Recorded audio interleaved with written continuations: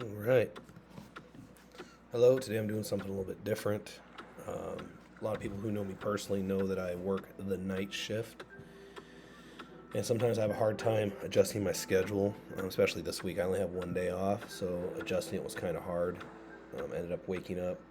It's the middle of the night, and I'm not able to go back to sleep, even though I went to sleep at a different time. This game right here is called Runescape.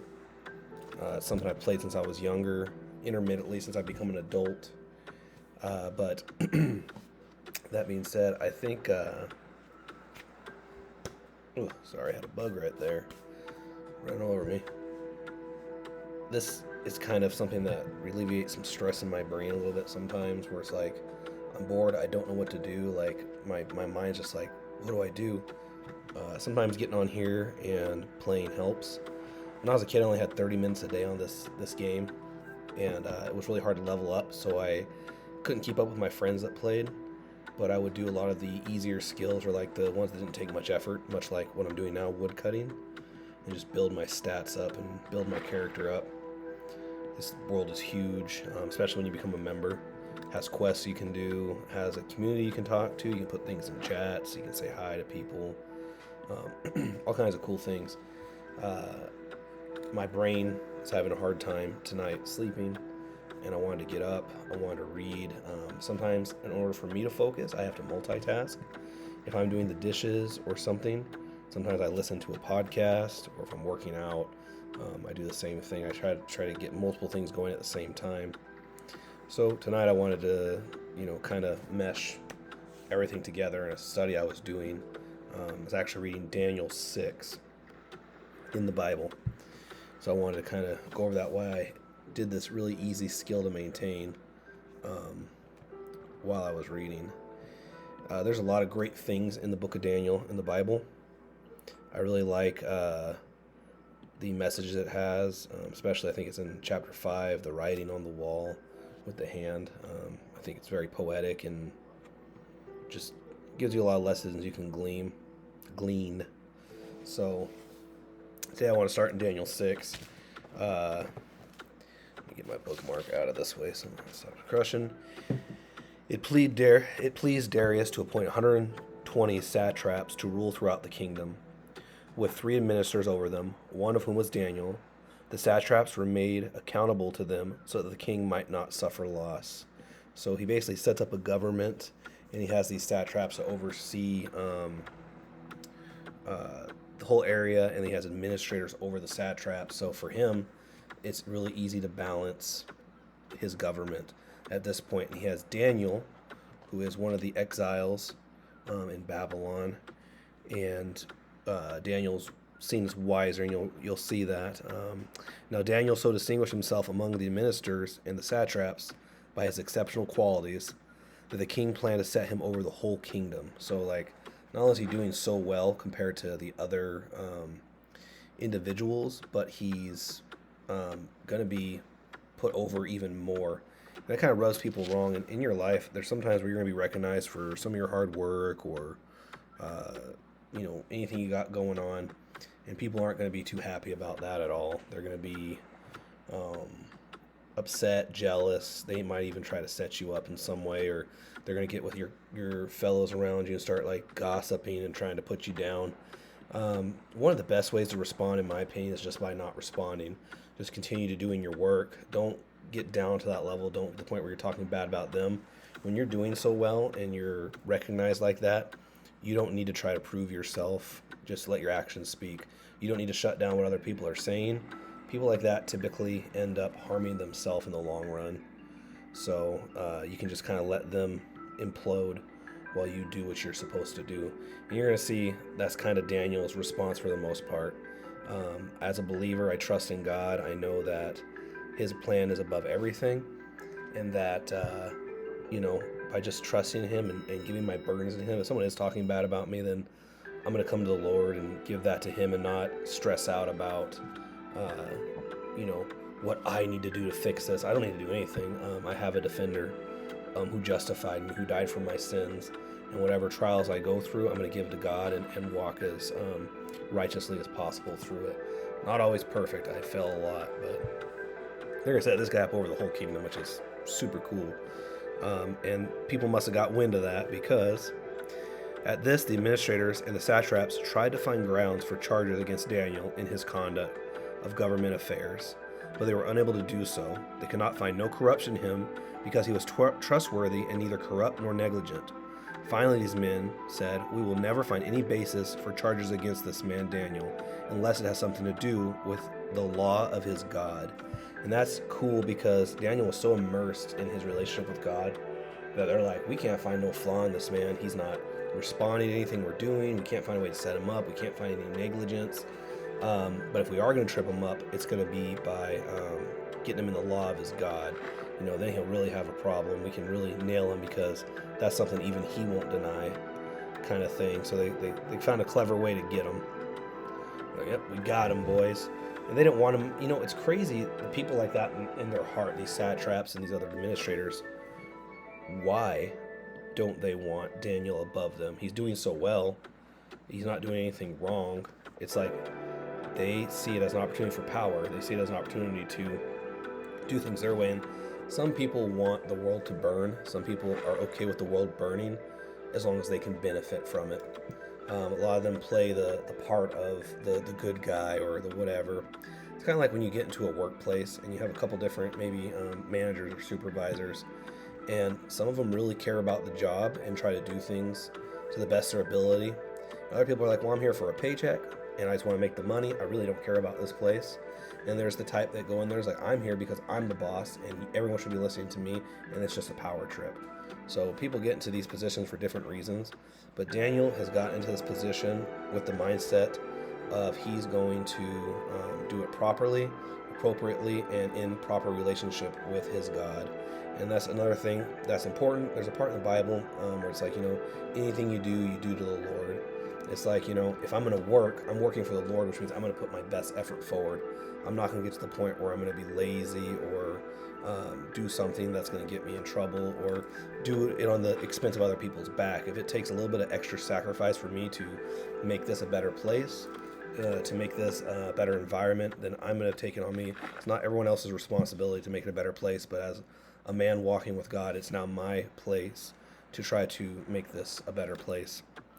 So anyway, the administrators and the satraps went as a group to the king and said, "May King Darius live forever."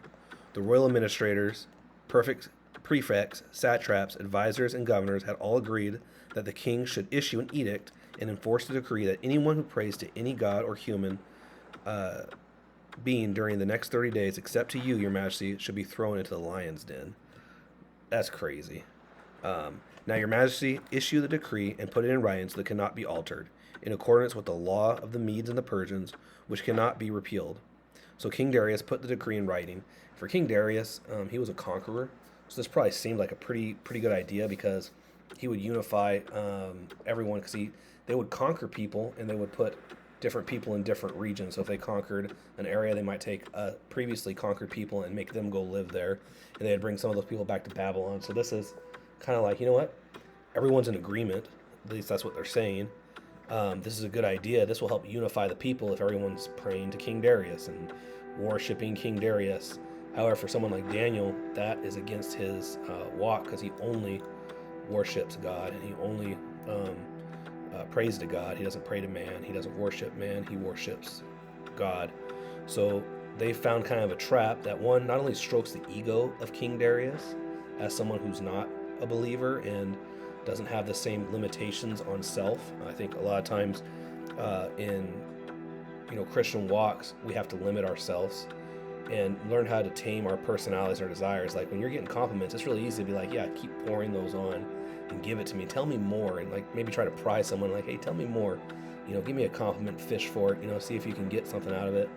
But in all honesty, as Christians, we learn to temper that. And like, you know what? Don't thank me. I'm just thankful God gave me the ability to do this. We give praise back to God for what we have and what we've done, because we know that it's only within His power that we're able to accomplish such things. And then also, King Darius is trying to unite the people. It's not a bad political move if you want it, and it probably makes sense. And these are his royal advisors, so they're giving him advice that seems fitting, I think. And they've really got Daniel on the corner. They got him cornered because, in all honesty, you know, they had to have studied his religion and understood Yahweh and the requirements he had and studied him to understand how this would affect him. So that's kind of crazy too. It's like your walk is so good with God, people know it. People know, and when they study you, it reveals a lot to them, and sometimes it exposes what could be perceived as a weakness. So now when Daniel learned that the decree had been published, he went home to his upstairs room where the windows opened towards Jerusalem. 3 times a day he got down on his knees and prayed, giving thanks to God, just as he had done before. Now, previously, and it shows that Daniel is learned in the, I'm not learned in this stuff. I'm not a good English speaker here. But anyway, Daniel has read his scriptures because there was points where past prophets are like, when your thoughts go towards Jerusalem, you're praying towards Jerusalem, and anyone who prays towards the city will be blessed. There's things that Daniel does. Obviously, it's part of his routine. He does it 3 times a day, which shows a routine. He regularly comes before God. 3 times a day, he regularly comes before God. In fact, he comes before God so often, people know his schedule too. They're like, wow, he's up there praying again. Just like he does every day. And I like that when he had the decree, it doesn't say Daniel freaked out. It doesn't say that Daniel went straight to Darius. It doesn't say anything. It says Daniel went up and prayed to God like he always did. He came to God just like he had always done. And this is where they think they got him. They're like, we got him. These men went as a group and found Daniel praying and asking God for help. So they went to the king, spoke to him about his royal decree. Did you not publish a decree that during the next 30 days, anyone who prays to any god or human being except you, your majesty, would be thrown into a lion den? The king answered, the decree stands, in accordance with the law of the Medes and the Persians, which cannot be repealed. Now the king's not really on to what they're doing at this point in time. They come to him like, hey, didn't you sign this? And anyone who disobeys it, don't they have to go to the lion's den? Isn't that what you said? Isn't that this? And you did it in the law of the Medes and the Persians, which means it can't be repealed. I mean, this is law. We can't just change this up for anybody. And the king's like, yeah, I did. It stands. It's a done deal. King still at this point doesn't know what's going on. But the people are coming to him. They're like, yeah, of course I did. Then they said to the king, Daniel, who is one of the exiles from Judah, pays no attention to you, your majesty, or to the decree you put in writing. He's still praying 3 times a day. When the king heard this, he was greatly distressed. He was determined to rescue Daniel and made every effort until sundown to save him. See, Daniel was recognized. Daniel wasn't like a silent administrator that was doing all the work, and the king is like, wow, it's getting done. Somebody must be doing a good job. No, it mentioned earlier that he was well recognized, and people understood who he was. And the king probably had a lot of meetings with him and one-on-one chats, and that's why he was so coveted to be in that spot of, over everything, second to just Darius, basically. And at this point, Darius doesn't understand what's going on, and he's like, yeah, of course I made the decree, and it stands. And they're like, well, your friend Daniel, is still praying to his God. And at this point, the king's got to be like, he understands that what they're doing, but even though he understands the trap they set up for him, he can't do anything about it because he's the one who put that edict in. He's the one who did it, and he's actually caught in his own trap. Very flawed way to do things. But, the king realizes what they've done, and now he's very distressed about it. And he's thinking a way to save him till sundown. And then the men went as a group to the king Darius and said to him, remember, your majesty, that according to the law of the Medes and Persians, no decree or edict that the king issued can be changed. So overnight, he's stressed out, like, I don't know what to do. And they come back to him like, hey, this is your law. You're supposed to be doing it. So he's in the spot where he's like, oh no. But this king is also a king, and he's ruling, and he knows that he's done this, so he ends up having to follow through with what he said. He's really been trapped in his own words, and that's the thing with man-made laws. And when I looked at God for the laws, when I looked at what God says, I know that if I keep my moral compass guided by those laws, I'm not going to go wrong. I'm going to have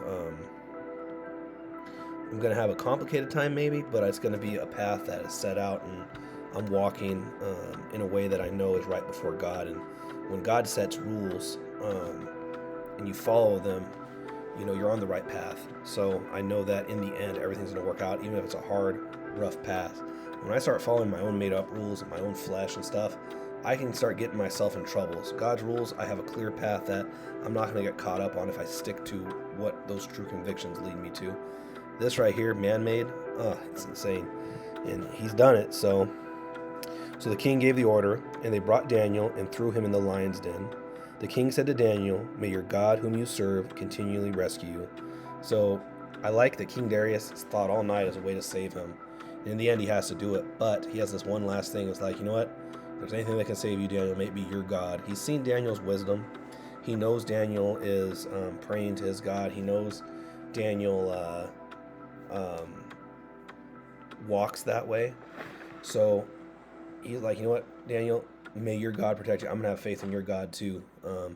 And may everything you've said before me as a advisor, as a friend, all these times you've spoken with faith, may now be the time for your God to rescue you. And a stone was brought and placed over the mouth of the den, and the king sealed it with his own signet ring and with the rings of his nobles, so that Daniel's situation might not be changed. Then the king returned to his place and spent the night without eating and without entertainment being brought to him, and he could not sleep. Here's something that I was thinking about when I read this. I've prayed for things before, and I'm like, oh, God's going to do it for me, and it's in God's hand. What can I do? And I go back to eating and drinking and just try to... And I believe that once you have faith in God and you pray, that you should absolutely have the mindset that God will provide an answer. Maybe not the answer you want, but God will provide an answer. And I think that being depressed and waiting isn't necessarily always the best way, but there is a humility in, you know what, I am going to fast tonight. I am going to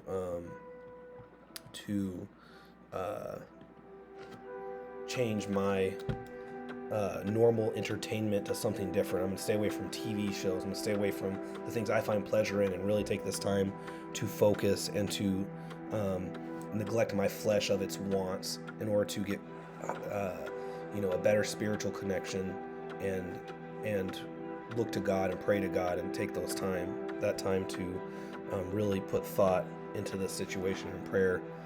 And King Darius is doing that, and I think as a Christian, that's almost honestly a good thing for us to do. And I don't think just fasting is going to solve any prayer, but I think there's a lot of humility into it, and I think being humble before God is always a good thing. And he couldn't sleep, and I could imagine, because this is a man that's been running your kingdom and been doing a fantastic job. And your kingdom's going to suffer without him. You're going to suffer without your friend. And anyway, at the first light of dawn, he didn't even wait anything. He got down there as soon as possible. At the first light of dawn, the king got up and hurried to the lion's den. When he came near the den, he called to Daniel in an anguished voice, "Daniel, servant of the living God, has your God, whom you serve continually, been able to rescue you from the lions?" And he's even now, all his hope is just on God. King Darius is, all his hope is on God. And Daniel answered, "May the king live forever. My God sent his angel, and he shut the mouth of the lions. They have not hurt me, because I have been found innocent in his sight, nor have I ever done anything wrong before you, your majesty." So I like that Daniel, may the king live forever. He's not holding a grudge about this. Daniel understands that, I think he understands the situation the king was put in, but his faith in God allows him not to focus on the physical side that's affecting him, but the spiritual side. Like, this is absolutely a plight from the devil, trying to take out a man who walks before God humbly and has a great relationship with him. And Daniel, isn't gonna, take it out on the king because, the spiritual battle took place and the king's flesh was used. I think that Daniel understands that sometimes we're all just, I don't want to say tools, but tools is a good word. It's like we're just tools for the will of God, and things are done through us. And sometimes the enemy uses people as tools too, especially with the stuff that's preached in the world today, where sometimes evil is good and good is evil, and if you conserve yourself and you're a bit more conservative in your life, they're like, oh, that's bad. You're not accepting of all these things. You're like, no, I'm preserving a value that has honestly run all Western civilization from the get-go, and it's been diminishing, and you can see like the change in people as it's diminished in the Western culture, and I'm trying to preserve that in my life and in my walk. I don't want to be so loosey-goosey with myself where I'm taking part in all these pleasures that life offers me, and I'm just getting through life like that till the day I die, and you find out it was just the vanity of vanities. Like, it meant nothing. When you're on your deathbed, it meant nothing. And I want to live a life where I preserve myself spiritually, and I'm reaching out to other people that even in my death, I know my life was lived fulfilling God's will in that way. So I like that Daniel didn't hold a grudge. The king was overjoyed and gave orders to lift Daniel out of the den. When Daniel was lifted from the den, no wound was found on him because he had trusted in his God. And I love that too, that even when I feel I do carry wounds from my situations, these wounds that I carry have a positive impact where I'm able to help other people. There's always a purpose with it. So I love that Daniel's faith in God got him out of this den where the lions were trying to slash him. What the enemy wanted to do to him, God used for good. So at the king's command, the men who had falsely accused Daniel were brought in and thrown into the lion's den, along with their wives and their children. And before they reached the floor of the den, the lions overpowered them and crushed all their bones. And this is very weird to me, and like it hits a chord where it's like their wives and their children. That's insane. And the Bible has a lot of allegorical things in there, and I can't tell you whether this is a literal, his wife and his kids went in there with him, or if it was just a way to say that his plan, his plot, his line of evil thinking was utterly destroyed, and the lions crushed him right away. But either way, the Bible has a lot of weird truths in it, and sometimes really alarming behaviors. And when you're walking the path of the enemy, when you're doing the enemy's will, and it feels good, and there's quick benefits, and you're plotting, you're scheming, and you think you're going to get your way, and it makes you feel good inside, hurting other people or like living off other people's pain and expenditure, then sometimes you put your wife and children in danger. The whole sins of the father pass to the son. It's not like the son is responsible for the father's sins, but if you're a drunk and you drink around your kid, you very well could pass that on. If you're an evil man and you live evilly, it's going to be a lot easier for your son to pick up those habits as well. So there's a very dangerous, sobering warning there when you are walking. Even as a Christian, you start flirting with the enemy and you start living a life like you used to. God may save you from those consequences. You can turn back to God, and He could save you from whatever situation you got yourself into. But sometimes the consequences are still there. Even though you're out of the situation, there might be some residual effects that affect your family, your wife, your kids, people around you, your reputation. And these men were utterly destroyed. And before they even reached the floor of the den, the lions jumped and pounced on them and crushed them. That's scary. Then King Darius wrote to all the nations and peoples of every language on all the earth. May you prosper greatly. I issue a decree that in every part of my kingdom people must fear and reverence the God of Daniel, for he is the living God, and he endures forever. His kingdom will not be destroyed. His dominion will never end. He rescues and he saves. He performs signs and wonders in the heavens and on the earth. He has rescued Daniel from the power of the lion den. So Daniel prospered during the reign of Darius and the reign of Cyrus the Persian. And the reason that's cool too is God got due credit for what he had done, and the power of God was acknowledged, even from a Babylonian who was a pagan, who believed in the duplicity of gods, really understood at that point in time that, okay, Daniel's God is the real God. And he made a decree, and instead of people having to only worship Darius put it back on God and got people worshiping the Creator. And personally myself, I believe we were created, when I read the Bible, the way I read it, is we're created to have communion and relationship with God. And And I think that we are worshipers by nature. And you can play video games, and that can become the center of your worship if you're not careful. You can worship your wife, you can worship money. No matter what we're doing, we're putting something there. It could be TV shows, we put it above everything else, that becomes our main priority. I do a couple different things. I like to work out. I've just recently stopped weightlifting, but I still like working out. But weightlifting was a big thing, and there was times where it was an obsession, where I was going, 6 days a week for 2-3 hours a day. It's like, man, I'm putting 18 hours a week into this. I don't even see my wife and kids that much, probably, with my work schedule and sleep. So, that was kind of weird. I'm a martial arts practitioner, and I put in, 2, 3, 4 hours a week. But there was a point in time where I was going, 5 days a week, sometimes 2 hours a day. I'm putting 10 hours into martial arts, and those easily become the biggest thing in my life. And I see my life crumbling. I feel the depression, or I feel the something not right twisting inside me when I don't properly have God in that spot, when I'm walking right with Him. And I think God gave us good things in our lives to do and to have. However, we need to have those in our proper place and keep God at the center of our altar in our heart. So anyway, that's my message. I want to go over Daniel. This is just my private study. I have a video series that I do. Right now we're currently in the book of Ruth, but while I was up tonight just kind of doing this, I wanted to talk and see how this went for a change, and kind of just dive into one of my other studies that I've been doing on my personal time. So I hope everyone's having a great night, and God bless you.